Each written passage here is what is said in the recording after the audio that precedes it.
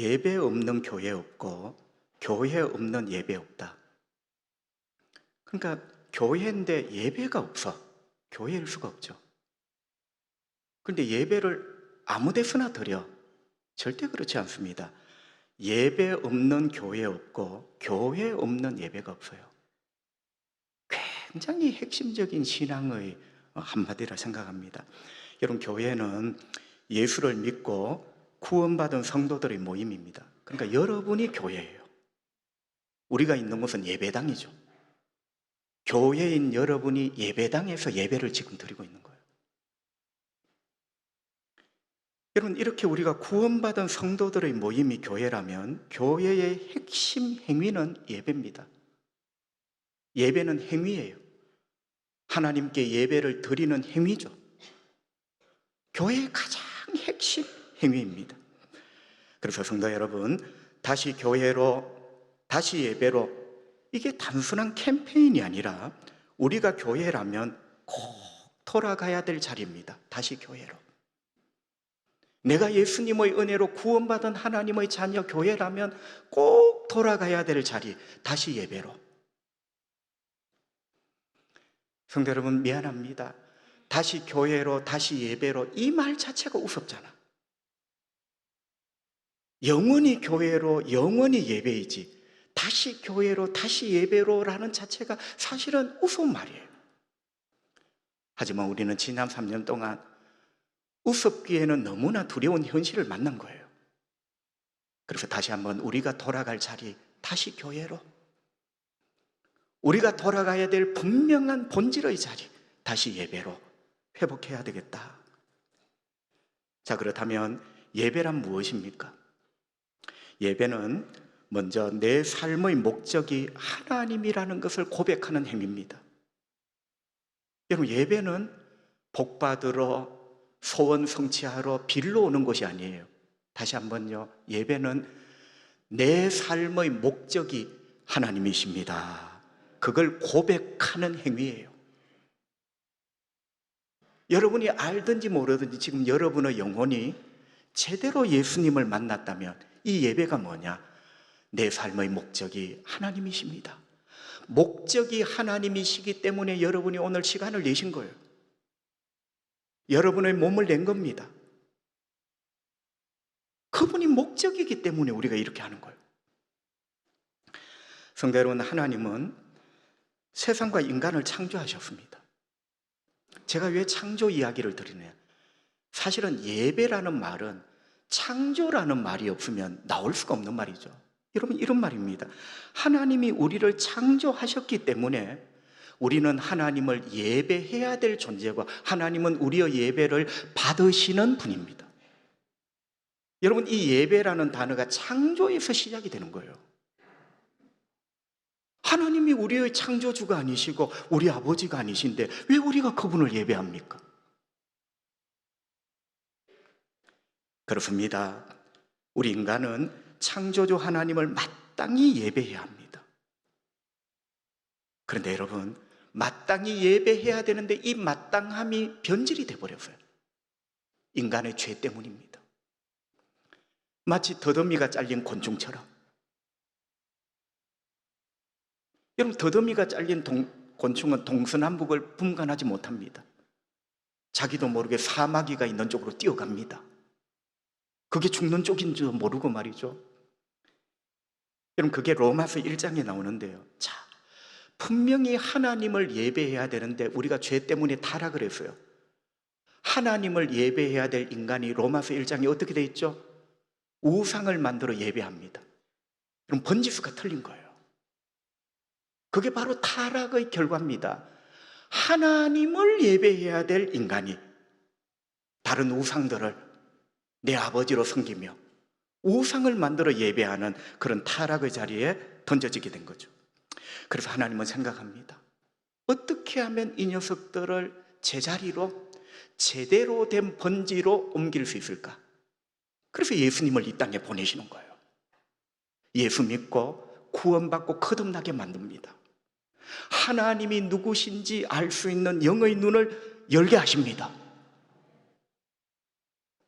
그래서 그런 사람들로 통하여 다시 하나님을 제대로 알고 제대로 사랑하면서 예배하는 인간으로 하나님은 시작을 하시는 거예요. 그래서 왜 하나님은 우리를 구원하셨는가? 여러분, 구원은 새 창조입니다. 엄마 아빠를 통하여 창조하셔서 우리를 이 땅에 보내셨고, 죄 때문에 죽어있던 우리를 예수님을 통하여 구원, 새 창조.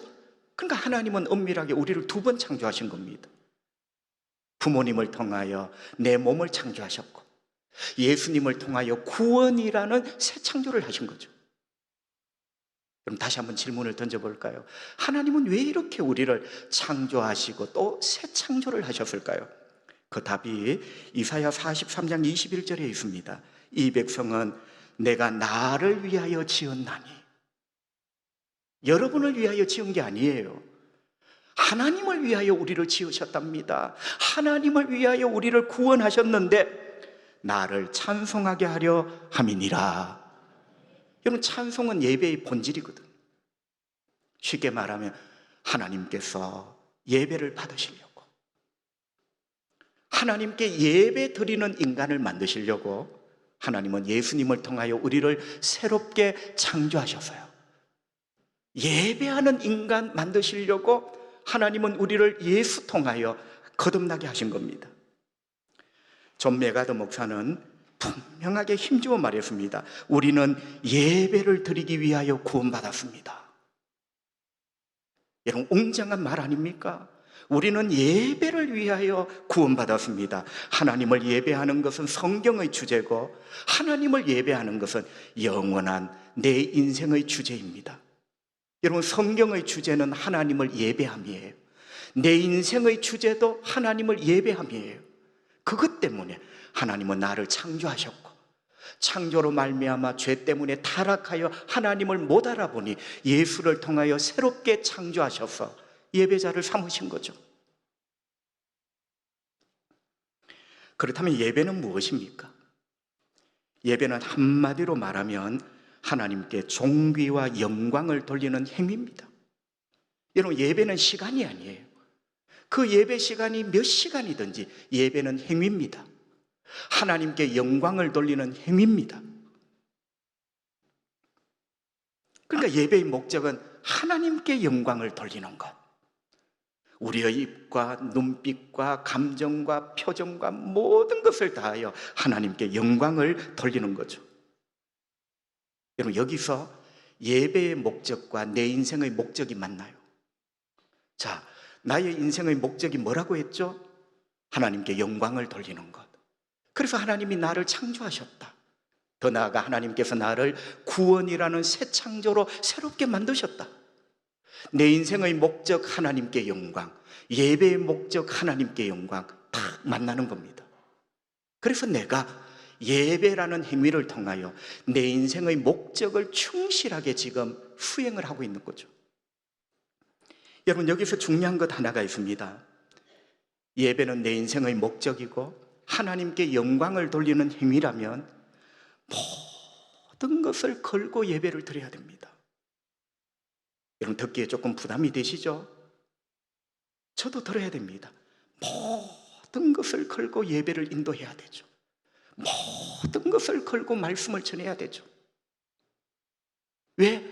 예배의 행위가 하나님께 영광을 돌리는 행위라면 모든 것을 걸어야 됩니다.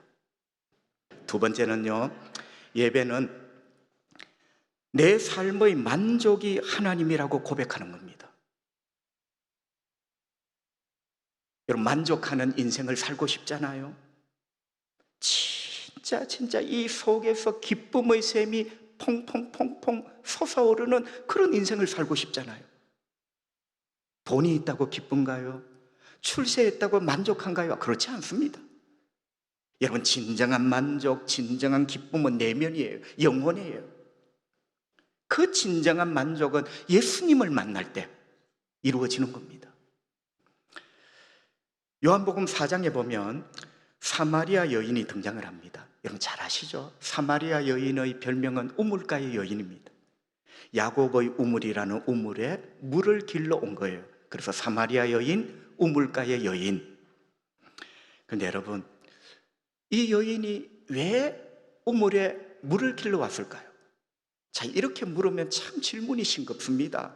아니, 목이 마르니 물을 길러 왔지. 그런데 여러분, 이 여인이 진짜 말랐던 것은 목일까요? 진짜 타는 목마름으로 힘들었던 것은 입일까요? 요한복음 4장을 자세히 보니까 이 여인이 진짜 말랐던 것은 목구멍이 아니라 그의 삶이었어요. 삶이 너무나 말라 기쁨이 1도 없었던 거죠. 여러분, 알고 보니 입이 마르고 목이 말랐던 게 아니라 이 여인은 철저하게 그의 인생이 말랐어요. 살아가는 재미가, 행복이, 만족이 1도 없는 바로 그런 인생이었어요. 예수님은 여인에게 의도적으로 이 여인의 인생의 목마름을 드러내십니다. 다시 말하면 이 여자가 얼마나 인생의 목이 마른 인간인가를 예수님이 콕 찔러서 끄집어내시는 거예요. 어떻게 해요? 너의 남편을 불러오너라. 이미 예수님은 다 아시는 거예요. 이 여자에 대해서. 너의 남편을 불러오너라. 여자가 말합니다. 딱 단도직입적인 답이 뭐냐? 나는 남편이 없습니다. 여러분, 이 말을 기억하셔야 돼요.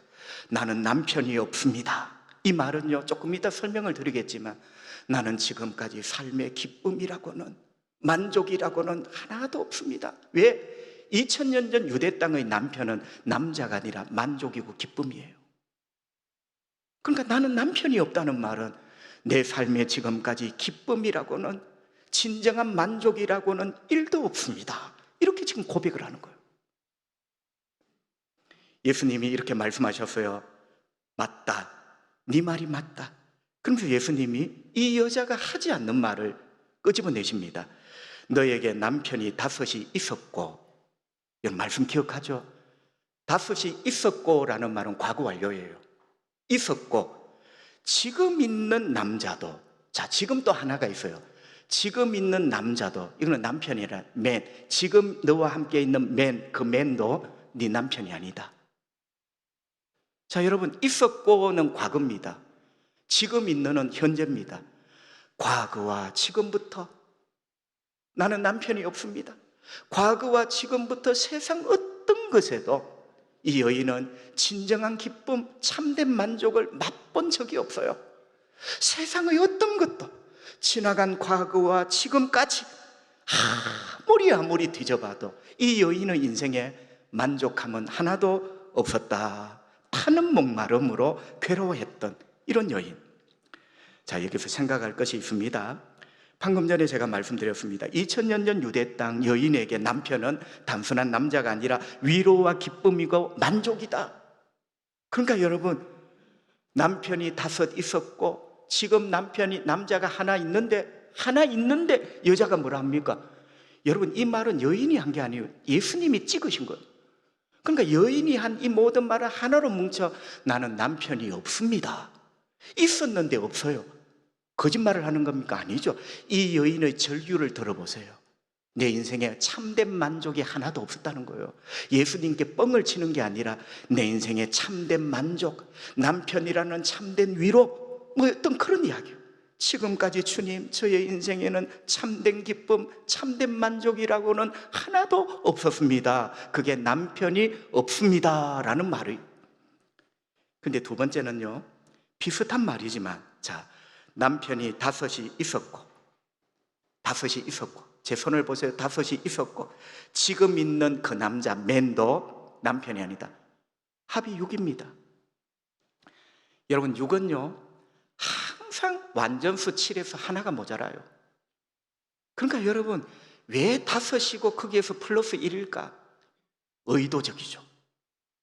이 여인은 평생을 살았는데 여러분, 안식일이 언제입니까? 제7일이에요 7이 되어야 안식일인데 만족과 쉼이 있는데 이 여인은 언제나 6이야. 이해되십니까? 여러분, 요한이 굉장히 교묘하게 만들어 놓은 장치죠. 이 여인은 평생 6이에요 세상에 어떤 것을 모아도, 남편이 아니라 무엇을 모아도 이 여인은 6에 걸린 거예요. 만족이 없는 거예요. 이 여인에게 마지막 마지막 안식, 마지막 기쁨, 마지막 쉼, 마지막 만족, 그걸 다 해결하신 분이 예수님이십니다. 예수님을 만나고서야 이 여인의 육이 끝난 거예요. 여러분의 인생이 이 여인처럼 육 아니라 60을 모아보세요. 예수님 한 분을 제대로 만나지 못할 때 우리의 삶에 만족이 없습니다. 그런 놀라운 말을 하고 있는 거죠. 그런데 여러분, 반전이 있습니다. 숫자 6이 여인의 지금까지의 인생이었어요. 돈도 벌어봤어요. 사업도 해봤어요. 과거에 5, 지금 하나, 과거에 있었던 5개 공장, 지금 있는 공장 하나, 다 아무리 모아도 6을 벗어날 수 없어. 그런데 여인이 예수님을 만나면서 그의 인생에 기쁨이 생기게 되었어요. 진정한 삶의 만족이 나오게 되었습니다. 예수님은 내가 너에게 영원히 목마르지 않는 생수가 되어주마. 예수님이 생수였어요. 그래서 여인은 예수님을 구주로 알게 되었고 예수님을 구주로 믿었습니다. 속에서 기쁨의 샘이 터져 나왔습니다. 수많은 세월 아무리 만나고 아무리 모으고 아무리 절교도 6이었는데 예수님 때문에 한 번도 경험해보지 못한 이 내 마음에서 끓어오르는 기쁨, 내 마음에서 샘솟는 기쁨, 여인은 얻게 되었습니다. 저와 여러분에게도 이런 은혜가 있기를 바랍니다. 여러분, 이걸 위하여 어쩌면 우리가 다시 교회로, 다시 예배로, 무슨 말입니까? 내 인생의 만족은 예수님께 있습니다. 예수님께 있기 때문에 예수님이 계시는 이곳에 예배하러 오는 거예요.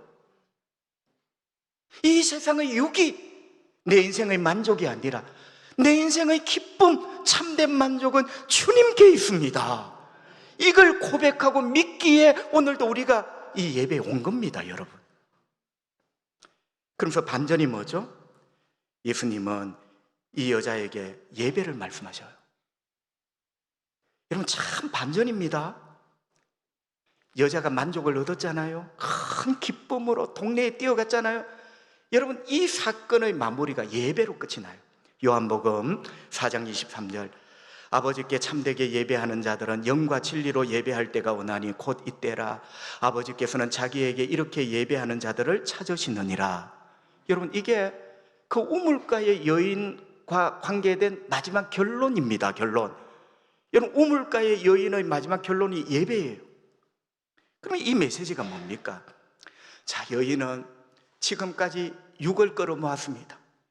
6을 끌어모으면 만족이 있을 줄 알고, 여러분, 요한복음 4장 그 6은 남편이지만 우리의 남편이 누굽니까? 어떤 분은 돈, 공장, 사업, 세상의 취미 다 6입니다. 6을 끌어모으면 행복할 줄 알고 끌어모았는데 만족이 없었어요. 그런데 예수님을 만나고서 진짜 인생의 제대로 된 기쁨, 만족을 얻게 된 거잖아요. 여자는 예수님이 안 가시면 좋겠어. 그런데 예수님은 가셔야 돼. 예수님이 그 여인만의 예수님이 아니잖아. 십자가에 못 박혀 죽으셔야 되잖아요. 예수님이 안 가시면 예수님 내 옆에 영원한 생수가 되어 주십시오. 예수님이 왜 예배 이야기를 했겠습니까? 여인아, 나는 너를 떠나지만 예배 가운데 나를 만날 수 있어. 믿어지시면 아멘. 지금 그 이야기를 하는 겁니다, 여러분. 예배 가운데 나와 아버지를 만날 수 있어. 예배 가운데 예수와 하나님 아버지가 너의 생수가 되어주마. 그래서 예수님이 예배 이야기를 하신 거예요. 우리에게 예배가 그겁니다, 여러분. 사도행전 2장 42절에 보면 초대교회 성도들은, 여러분 기억나시죠? 모이기를 힘썼다. 아주 유명한 구절이잖아요. 여러분, 은혜 받았으면 되었지 왜 모이기를 힘을 씁니까? 그들은 교회로 예배로 모이기를 힘을 썼대요. 여러분, 힘쓸 때 교회가 교회되고 성도가 성도되는 거죠. 믿음의 일탈이 없는 거죠.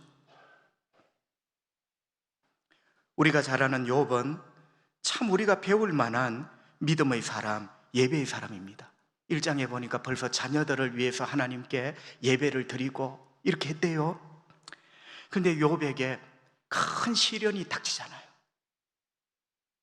사랑하는 자녀들이 죽고 힘써 모은 재물들이 다 날아가고 자연재해로 날아가 버리고 강도떼들이 빼앗아가 버리고, 여러분, 욥은 철저하게 빈털터리가 되었습니다. 근데 여러분, 진짜 감동이, 이렇게 큰 고난과 환난이 불어닥친 가운데서도 욥은 예배를 한 거예요. 욥기 1장 20절, 욥이 일어나 겉옷을 찢고 머리털을 밀고, 지금 고난을 다 당한 다음에요, 겉옷을 찢고 머리털을 밀고 땅에 엎드려 예배하며. 여러분, 저는 이런 생각을 해봤습니다. 제 같으면 예배에 안 가야 될 이유입니다. 전도사님이 전화 오면 이것 때문에 못 갑니다 하면 이해가 돼요. 내가 욥이라면 이거는 교회에 안 가야 되고 예배에 안 가야 될 이유예요. 그런데 욥은 이름에도 불구하고 이거는 예배를 드리지 않을 수 없는 이유, 이게 예배를 안 드려야 될 이유가 아니라 이름에도 예배를 드려야 될 이유로 욥은 이걸 택한 거예요. 여러분, 우리와 조금 품질이 다릅니다. 우리가 욥의 이런 것을 보고 다시 교회로, 다시 예배로 회복해야 되는 거죠.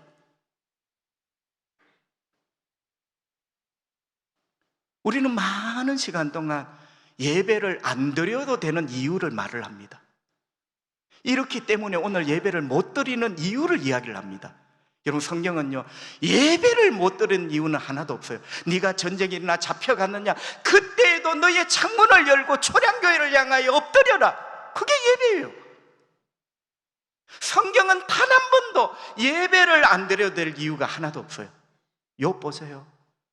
안 드려도 될 이유가 되지만 그럼에도 예배를 드립니다. 바로 욥이 다시 교회로, 다시 예배로의 장본인이죠. 이런 욥을 하나님이 얼마나 기뻐하셨습니까? 여러분, 성경에 보니까 나는 제일 흐뭇한 게 이 욥을 하나님이 자랑을 하시는 거예요. 여러분, 하나님이 자랑을 하는 거예요. 천사에게 자랑하고 마귀들한테 욥을 자랑하시는 거예요. 이게 내 아들 욥이라고. 우리 이런 사람 되십시다. 할렐루야. 하나님이 자랑하고 싶어, 그런 사람. 그리고 마지막에 얼마나 아름다운 걸로 회복을 시켜주십니까? 여러분, 다시 교회로, 다시 예배로의 사람은요, 하나님이 자랑거리고 하나님께서 마지막에 크게 복을 주시는 그런 인생으로 마무리가 되는 겁니다. 여러분, 비슷한 이야기가 또 하나 있어요. 이스라엘 백성들이 바벨론 포로에서 고국으로 돌아오잖아요. 여러분, 돌아오보니까 다 불타 있고 무너져 있고 70년 전에 황폐화 그대로입니다. 그런데 돌아왔어요. 돌아온 이스라엘 백성들이 뭘 합니까? 여러분, 그 돌아온 이스라엘 백성들이 했던 행위가 느헤미야, 에스라에 기록되어 있어요. 여러분, 한마디로 말하면 돌아온 이스라엘 백성들이 아무것도 없어요. 아무것도 없는데 그들이 했던 게 다시 교회로, 다시 예배로입니다. 다시 교회로, 뭐냐? 성전을 지었어요. 공장 짓기 전에 성전을 지었어요. 그게 다시 교회로의 중심이야. 성전을 지었어요. 다시 예배로. 여러분, 에스라 9장 10장에 보니까 에스라 목사를 중심으로 말씀을 듣기 위하여 모였어요. 그 예배거든요, 예배. 에스라 9장 10장을 보세요. 다시 예배로. 여러분, 마침 에스라 목사가 막 말씀을 전하는데 폭우가 내립니다. 여러분 아시죠? 폭우가 막 내리는데 한 사람도 자리를 떠는 사람 없이 말씀을 들으면서 빗물이 눈물인지 눈물이 빗물인지 굵은 눈물을 흘리고 회개를 해요. 성경에서 가장 감동적인 장면, 폭우 속에 예배를 드리고 말씀을 드리며 회개하고 이제부터 하나님 말씀대로 살겠습니다. 하나님께서 그것을 귀하게 보시고 이스라엘 백성들 돌아온 포로들을 불쌍히 여기시고 회복을 시켜주십니다. 생각지도 않는 길을 열어주십니다. 여러분의 삶에 지금 답은 뭐라고 생각합니까? 성도 여러분, 답은 주님뿐입니다. 다시 교회로, 다시 예배로, 이것 말고는 답이 없어요.